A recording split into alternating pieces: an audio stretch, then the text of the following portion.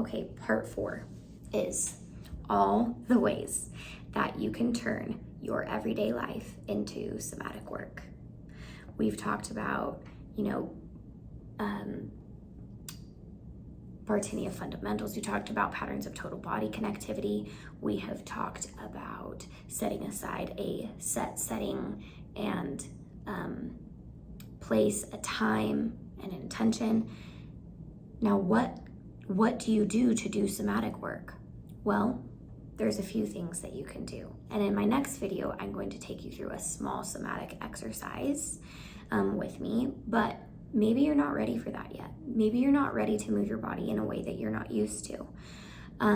Or you still aren't really sold on this idea that this is even anything for you, which that's probably not the case because I don't think you'd be watching this video. But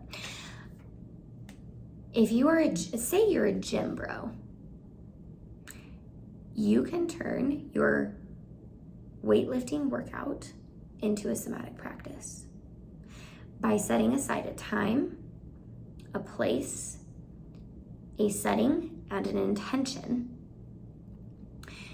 If you set an intention for today, I am going to focus on the gratitude that is this machine. I am going to focus on gratitude for my connective tissues. I'm going to focus on gratitude for my mind. I'm going to focus on gratitude for my heart.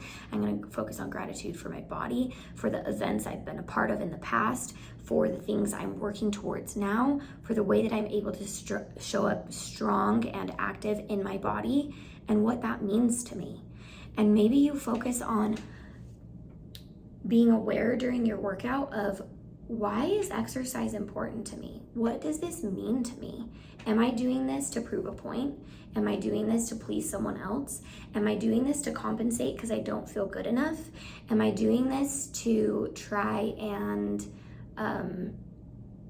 please my ego or stroke my ego? Do I have a need to be seen? Do I have a need to be heard? Do I have a need to be believed that is not being met? And I think that if I look a certain way, that I'm going to receive those things. Am I doing this because I'm bored? Maybe you're bringing an awareness to gratitude for what you have, and then also just being mindful of, why am I here? Why am I doing this?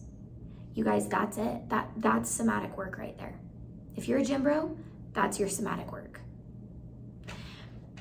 Maybe you want to take it a step further or into a different space. Maybe you're someone who likes or who hasn't exercised in a long time. Maybe you're someone who's really uncomfortable with your body. Maybe you have delivered children, or maybe you've had a surgery. Maybe you feel that you've lost a sense of your identity because your body doesn't look the same way that it has before. And so you actually don't feel really comfortable in your body. So maybe you explore, and again, in the beginning days of somatic work, well, always, but like especially in the beginning days, journal. What is it? What is it about being in my body that makes me feel uncomfortable? What is my relationship like with my body? In what ways do I neglect my body? Does my body feel tired? When does my body feel energized? When's the last time I felt like I had good energy? What is my source of identity for my body? What does my body mean to me? What is my body capable of?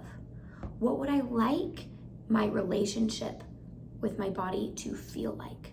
What would I like my relationship with my body to look like? What do I want my physical body to be able to achieve and pursue? If you are someone who has had a hard time, or you have a low self-image currently of your body status or your relationship with your body, I would highly recommend that you start there. If you are someone who is a little bit more in touch and in tune with your body, and maybe you already have awareness about those things, and we all struggle with things with our body, and that's okay. It's about staying in the work and continuing to navigate that, not having a perfect mindset about, oh my gosh, my body is perfect in every single way. Since when are we going for like flawlessness? I'm not. It's not my goal. But if you are someone who is more in touch with your body and you have a sense of awareness about it, then you'll be able to do this next part a little bit more.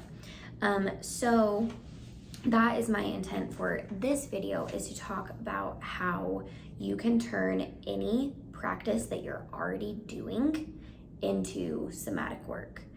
Preparing food, you can turn that practice, that ritual, that pattern into a somatic practice, starting with gratitude and setting an intention behind the why if I'm doing this, and bringing awareness to what this means to you, what this contributes to your life, who you're able to serve and how you're able to be served.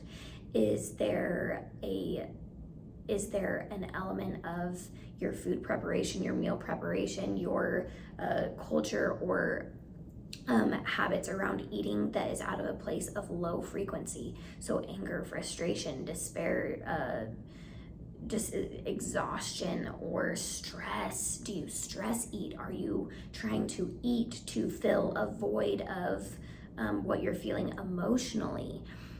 Go into that and notice how your meal times, which is something that we all eat, becomes an actual somatic practice. You're fueling your body. You are giving hydration to your body. What is the purpose behind that for you? Do you feel like you deserve to nourish your body differently?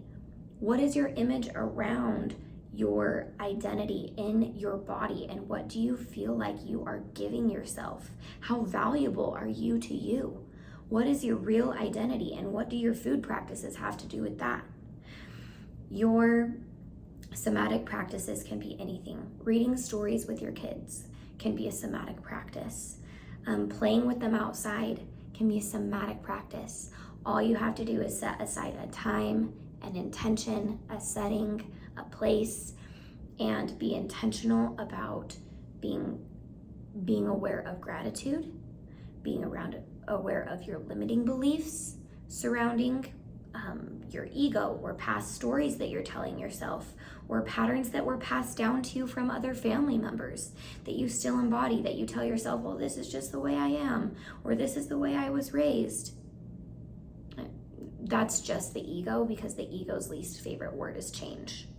It just doesn't want you to change. But guess what? You want you to change. Changing actually feels good. The ego is only afraid that it won't feel good, but changing actually does feel good, because it's freedom. Staying stuck and having to stay the same, that's entrapment. So my invitation for this video is to find something that you're already doing in your life, and kind of on this meta mass scale, you can find ways that your entire day can have an intention behind it. Your small practices and interactions with coworkers can have an intention behind it. The way you interact in classwork, at school, work, home life, it can all be a somatic practice when you pay attention to what is happening in your body, the intentions behind what you're doing, the why behind what you're doing, the gratitude that you feel, and where you have limiting beliefs and where you need to step into your freedom. So on a very easy entry level, well, it's not easy. It's not easy for your mind. It's simple for your body, but it's hard for your ego, your critter brain mind, to let you go there. But it doesn't have to be. All you do is do it, and then it's not hard because it's already